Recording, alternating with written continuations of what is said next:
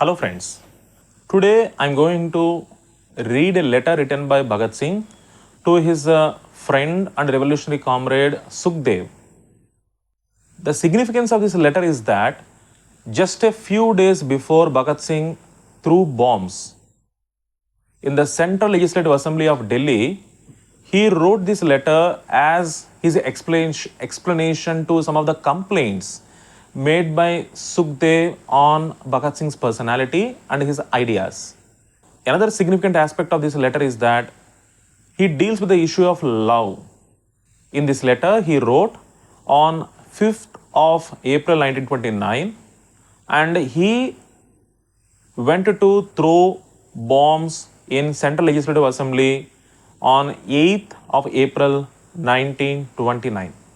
I believe it is very important for all of us to listen to the voices expressed by, to listen to the opinions expressed by Bhagat Singh on the issue of love.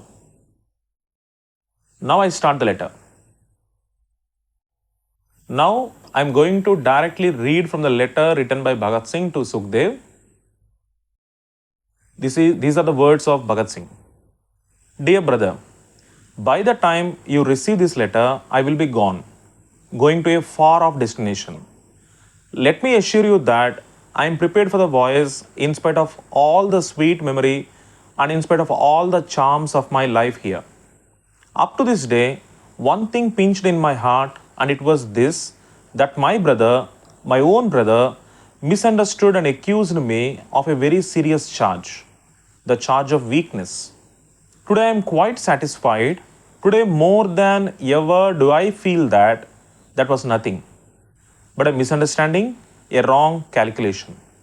My over frankness was interpreted as my talkativeness, and my confession as my weakness. And now I feel it was misunderstanding and only is understanding. I am not weak, not weaker than anyone amongst us, brother. With a clear heart I go. Will you clear too? It will be very kind of you. But note that you are to take no hasty step. Soberly and calmly, you are to carry on the work. Don't try to take the chance at the very outset.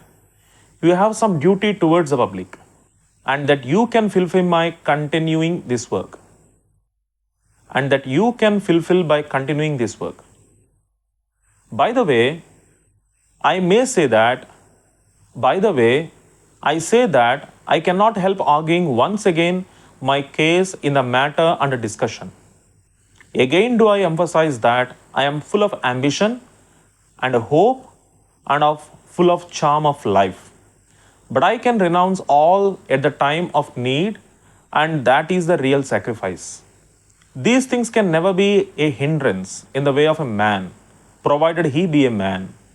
You will have the practical proof in the near future. While discussing anybody's character, you asked me one thing, whether love ever proved helpful to any man. Yes, I answered that question today. To Mazini, it was. You must have read that after the utter failure and crushing defeat of his first rising, he could not bear the misery and haunting ideas of his dead comrades. He would have gone mad or committed suicide but for one letter of a girl he loved. He would as strong as anyone, nay, stronger than all. As regards the moral status of love, I may say that it in itself is nothing but passion. Not an animal passion, but a human one. And very sweet too. Love in itself can never be an animal passion. Love always elevates the character of man. It never lowers him, provided love be love. You can't call these girls mad people, as we generally see in films, lovers. They always play in the hands of animal passions. The true love cannot be created. It comes of its own accord. Nobody can say when.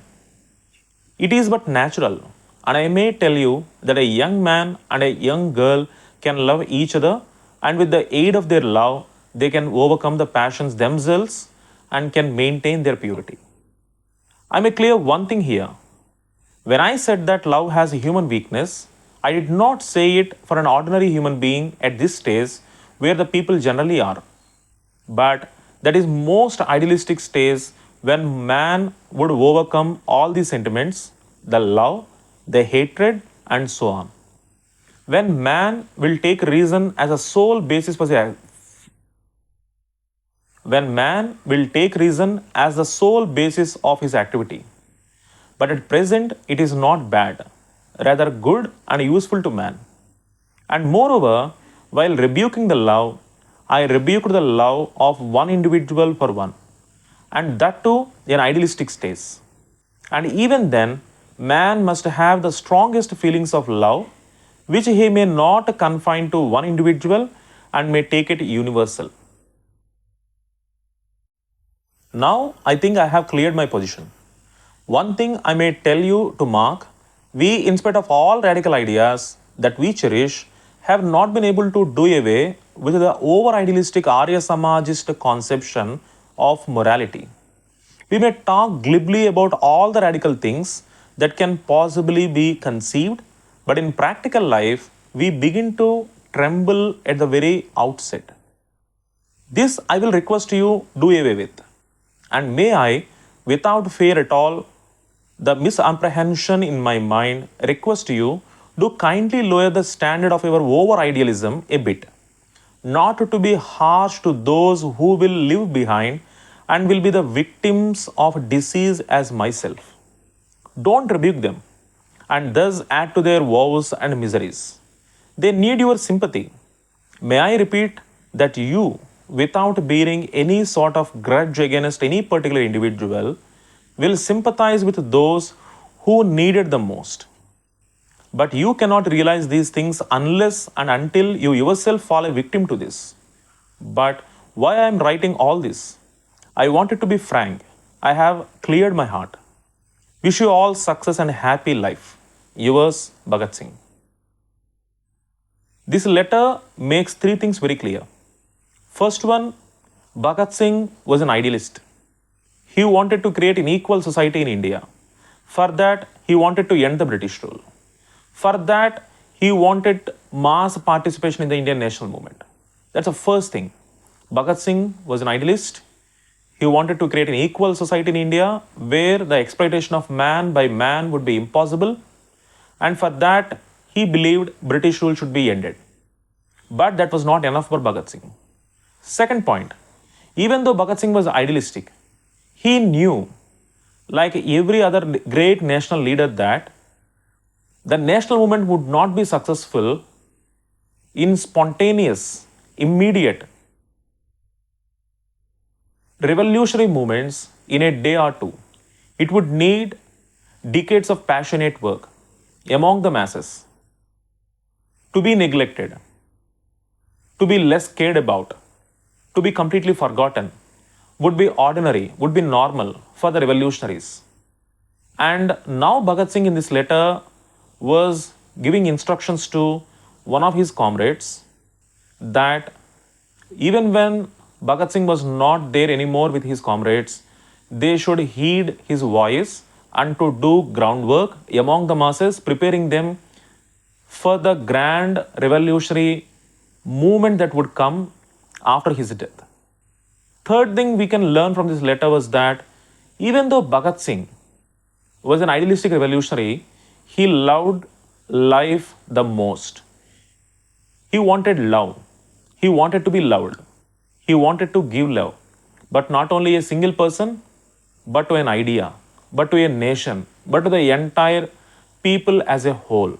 And it is also making to us very clear the humanistic, sensitive, and very tender hearted nature of the greatest revolutionary that India ever produced, Bhagat Singh.